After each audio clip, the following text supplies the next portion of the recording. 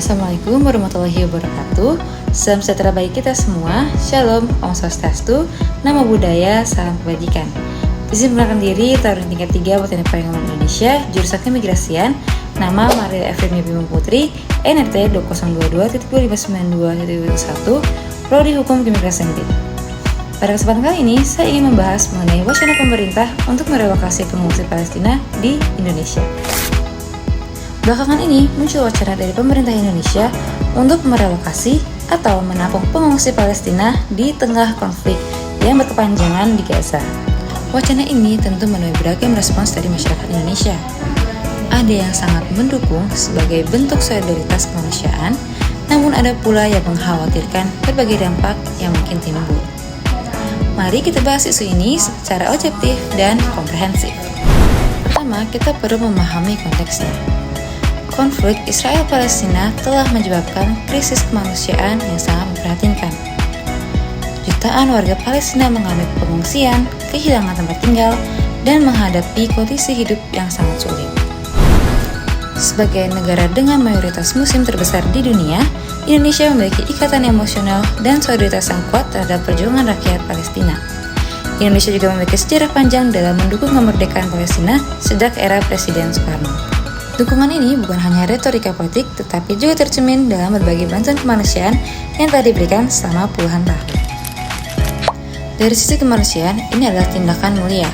Indonesia memiliki tanggung jawab moral sebagai bagian dari komunitas internasional untuk membantu mereka yang tertindas dan menderita. Menampung pengungsi adalah implementasi nyata dari nilai-nilai kemanusiaan universal dan ajaran agama tentang menolong sesama. Dari sisi diplomasi, langkah ini dapat memperkuat posisi Indonesia di mata dunia sebagai negara yang konsisten memperjuangkan hak asasi manusia dan perdamaian dunia. Indonesia akan dihormati sebagai negara yang tidak hanya berbicara, tetapi juga bertindak nyata. Dari sisi solidaritas Islam, mayoritas masyarakat Indonesia tentu merasa terpanggil untuk membantu saudara seiman yang mengalami penderitaan.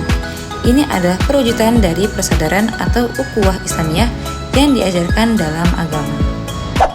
Namun, kebijakan ini juga menghadapi berbagai tantangan serius yang tidak boleh diabaikan. Pertama, aspek ekonomi dan sosial.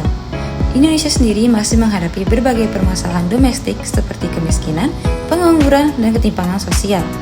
Indonesia harus memastikan apakah sudah siap secara infrastruktur dan ekonomi untuk menampung pengungsi dalam jumlah besar.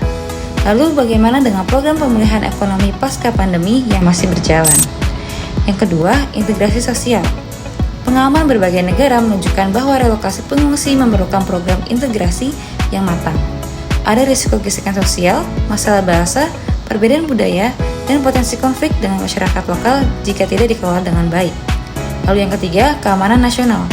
Proses seleksi dan verifikasi pengungsi harus sangat ketat untuk memastikan tidak ada unsur yang dapat mengancam stabilitas keamanan dalam negeri.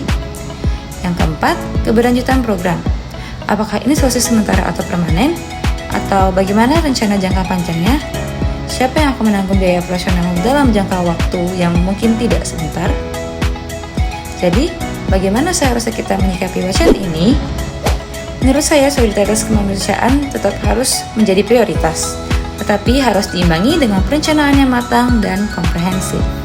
Pemerintah perlu melakukan kajian mendalam tentang kapasitas dan kesiapan Indonesia, lalu melibatkan partisipasi publik dan masyarakat sipil dalam perencanaan, lalu menyiapkan anggaran dan infrastruktur yang memadai, serta memastikan program integrasi sosial yang efektif, dan juga berkoordinasi dengan organisasi internasional seperti UNHCR. Yang paling penting, keputusan ini harus diambil berdasarkan data, fakta, dan kepentingan nasional jangka panjang, bukan hanya emosi sesaat. Kita bisa menolong tanpa harus mengorbankan kesejahteraan rakyat kita sendiri. Keseimbangan antara idealisme kemanusiaan dan realisme kebijakan adalah kunci. Sekian, wassalamualaikum warahmatullahi wabarakatuh. Om Santi Santi Om.